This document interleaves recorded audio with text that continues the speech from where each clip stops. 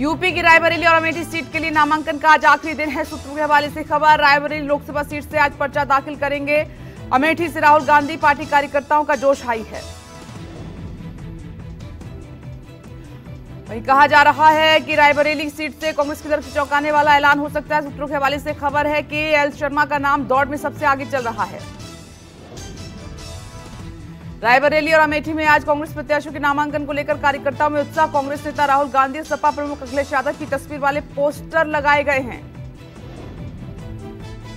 नागरिकता संशोधन अधिनियम के तहत नागरिकता देने की जल्द होगी शुरुआत। केंद्रीय गृह मंत्री अमित शाह ने जताई संभावना, कहा कि लोकसभा चुनाव खत्म होने से पहले सीएए के तहत नागरिकता देने की प्रक्रिया हो जाएगी शुरू। सुप्रीम कोर्ट में दिल्ली सीएम अरविंद केजरीवाल की याचिका पर सुनवाई। ईडी की कार्रवाई और अपनी गिरफ्तारी केजरीवाल ने चुनौती दी है। पिछली सुनवाई में कोर्ट ने अरेस्टिंग की टाइमिंग पर उठाए थे सवाल। ईडी आज देगी जवाब।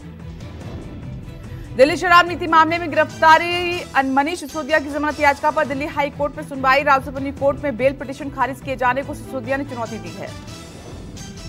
चुनाव में डमी कैंडिडेट खड़े किए जाने के खिलाफ दायर याचिका पर सुप्रीम कोर्ट में सुनवाई। याचिकाकर्ता ने की है डमी उम्मीदवारों को चुनाव में शामिल होने से रोकने का निर्देश, चुनाव आयोग को देने की अपील। वाराणसी की एक अदालत में आज सपा अध्यक्ष अखिलेश यादव और एआईएमआईएम अध्यक्ष ओवैसी के खिलाफ दायर याचिका पर सुनवाई होनी है। दोनों नेताओं के वजू खाने में मिली शिवलिंग रूपी आकृति पर विवादित बयान दिया था। सेक्स स्कैंडल में फंसे हसन सांसद प्रज्वल रेवन्ना के खिलाफ लुकआउट नोटिस जारी। एसआईटी के समक्ष पेश होने के लिए प्रज्वल के समय मांगने पर राज्य के गृह मंत्री जी परमेश्वर ने कहा कि पेशी के लिए 7 दिन का समय देने का प्रावधान नहीं। केंद्रीय गृह मंत्री अमित शाह के फर्जी वीडियो मामले में दिल्ली पुलिस की टीम तेलंगाना पहुंची। तेलंगाना कांग्रेस नेताओं से आज हो सकती है पूछताछ। गुरुवार को साइबर सेल ने जारी की थी दूसरा नोटिस। दिल्ली में विधायक अमानतुल्लाह खान के खिलाफ आज रावलपिंडी कोर्ट में सुनवाई है। दिल्ली वक्फ बोर्ड भर्ती घोटाले के मनी लॉन्ड्रिंग से जुड़े मामले में आरोपी हैं आप विधायक। पीएम मोदी का तूफानी चुनाव प्रचार अभियान जारी। प्रधानमंत्री आज पश्चिम बंगाल और झारखंड में करेंगे चुनाव प्रचार। बंगाल के कृष्णनगर, वर्धमान और वीरभूम में जनसभा। झारखंड की राजधानी रांची में पीएम मोदी का रोड शो। गुजरात के आणंद में पीएम मोदी ने कांग्रेस पर किया जोरदार हमला। कहा कि देश ने बीजेपी का सेवा काल देखा, वो कांग्रेस के 60 साल शासनकाल था, ये सेवा काल है। गुजरात के बनासकांठा में कल पीएम मोदी का राहुल पर हमला। बोले कांग्रेस के शहजादे कह रहे हैं कि अगर मोदी तीसरी बार आया तो फिर से देश में लग जाएगी आग। कांग्रेस के सपने आग में राख हो चुके हैं। पीएम मोदी को राहुल गांधी ने एक बार फिर आरक्षण के मुद्दे पर घेरा। कहा कि नरेंद्र मोदी के आरक्षण हटाओ अभियान का मंत्र है, न रहेगा बांस न बजेगी बांसुरी, मतलब न रहेगी सरकारी नौकरी न मिलेगा आरक्षण।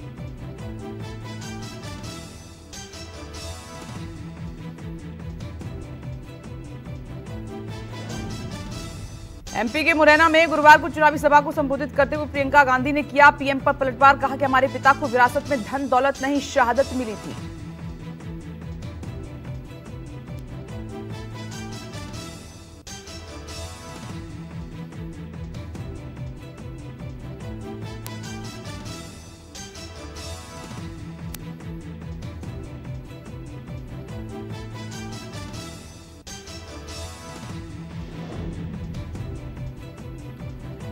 लद्दाख लोकसभा सीट पर कांग्रेस ने बीजेपी के मौजूदा सांसद सेरिंग नामग्याल पर लगाया दांव। बीजेपी ने सेरिंग का टिकट काटकर ताशी ग्यालसन को उम्मीदवार बनाया है।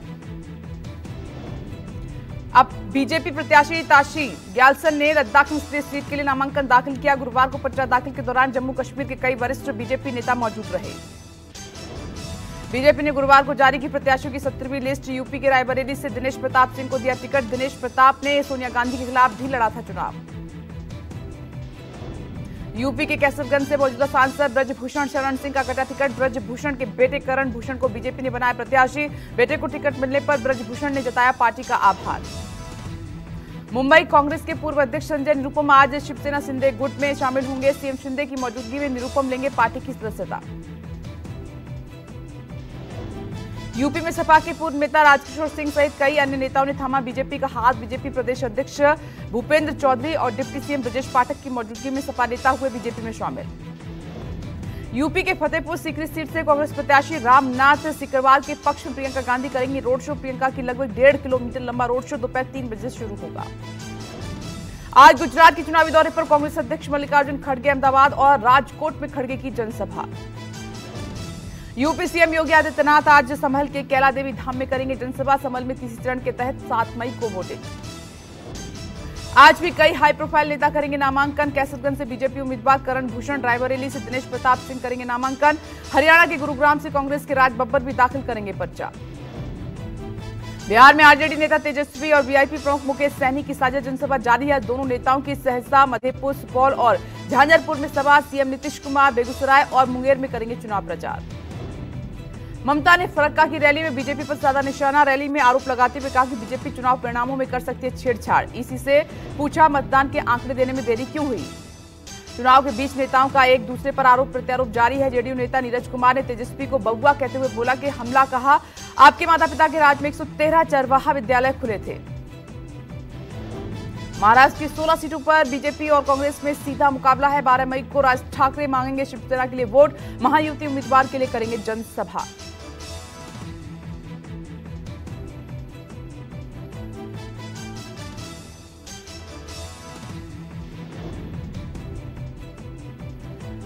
बीएसपी ने लोकसभा चुनाव के लिए गुरुवार को जारी की 12वीं लिस्ट। वाराणसी से पीएम मोदी के खिलाफ फिर बदला प्रत्याशी। वाराणसी से बीएसपी ने एक बार फिर अतः जमाल लारी पर ही जताया भरोसा। सैयद न्याज का काटा टिकट।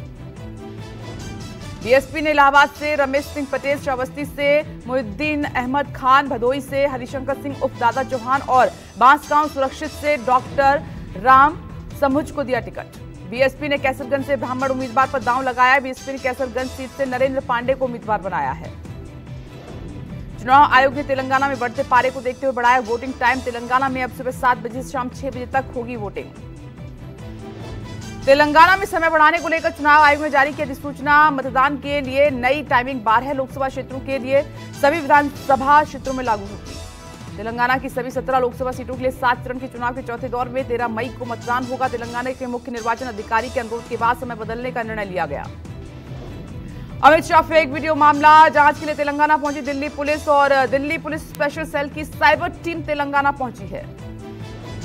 आज तेलंगाना कांग्रेस प्रदेश कार्यालय जा सकती है दिल्ली पुलिस की टीम। कांग्रेस से जुड़े 4 पदाधिकारियों को दोबारा नोटिस दे सकती है दिल्ली पुलिस की टीम। सूत्रों के मुताबिक सभी के इलेक्ट्रॉनिक डिवाइस मांगेगी पुलिस। शाह एडिटेड वीडियो में झारखंड कांग्रेस प्रदेश अध्यक्ष राजेश ठाकुर नहीं आएंगे दिल्ली। दिल्ली पुलिस ने नोटिस देकर राजेश ठाकुर को जांच में शामिल होने के लिए कहा था। राजेश ठाकुर की तरफ से दिल्ली पुलिस को भेजे जवाब में कहा गया कि वो राज्य कांग्रेस के ट्विटर हैंडल को नहीं चलाते हैं। ठाकुर ने दिल्ली पुलिस से कुछ समय मांगा और कहा कि अगर पुलिस को जांच करनी है तो वो रांची में आ जाए। बिहार में टूटा गर्मी का रिकॉर्ड। आसमान से बरस रही है आग और भीषण गर्मी को लेकर मौसम विभाग ने जारी की चेतावनी। 10 दिनों से पारा 40 डिग्री के पार है।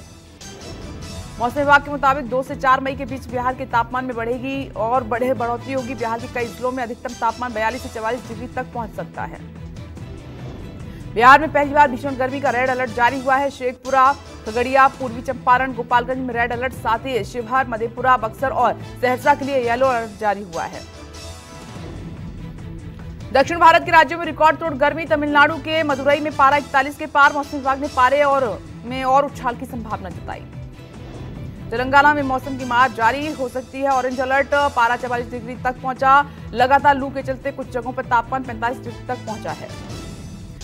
जब चर्चा आंध्र प्रदेश, त्रिपुरा और राजस्थान की 3 महिला सरपंच न्यूयॉर्क में यूएन मुख्यालय में आयोजित कार्यक्रम को संबोधित करेंगी। ऑस्ट्रेलिया से कथित जासूसी के आरोप में रॉ एजेंट को निकाले जाने की खबर पर विदेश मंत्रालय ने दी प्रतिक्रिया। मीडिया रिपोर्ट्स को बताया निराधार। कहा दोनों देशों के बीच मजबूत और स्थायी संबंध। भारत ने इजरायल हमास संघर्ष के समाधान के लिए 2 स्टेट सॉल्यूशन का समर्थन किया है। यूएन में भारत ने 7 अक्टूबर को इजरायल पर किए हमले की निंदा करते हुए बंधकों की रिहाई की मांग की। अमेरिकी राष्ट्रपति जो बाइडेन ने भारत, जापान, चीन और रूस को जेनोफोबिक राष्ट्र करार दिया है। बाइडेन के मुताबिक इन देशों में अब प्रवासियों का दिल खोलकर ना ही स्वागत होता है और ना ही समाज विदेशियों को स्वीकार करता है। आईपीएल ने सनराइजर्स हैदराबाद ने रोमांचक मुकाबले में राजस्थान रॉयल्स को 1 रन से हरा दिया। हैदराबाद ने पहले खेलते हुए 201 रन बनाए। जवाब में राजस्थान 200 रन ही बना सकी। एसआरएच के तेज गेंदबाज भुवनेश कुमार ने आखिरी गेंद पर विकेट झटक जीत दिलाई। राजस्थान के लिए यशस्वी जायसवाल ने 67 और रियान पराग ने 77 रनों की पारी खेली।